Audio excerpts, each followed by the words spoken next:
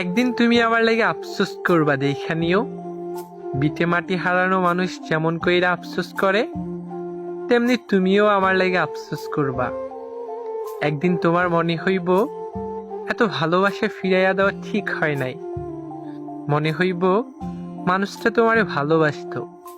এই দুনিয়ার মধ্যে সবকিছু পাওয়া সহজ হইলেও একটুখানি ভালোবাসা পাওয়া বড়ই কঠিন। আমি তোমারে ভাগ ভালোবাসা দিছি। তোমার লাইগা তোমার দুনিয়ার লগে লড়াই করতে চাইছি।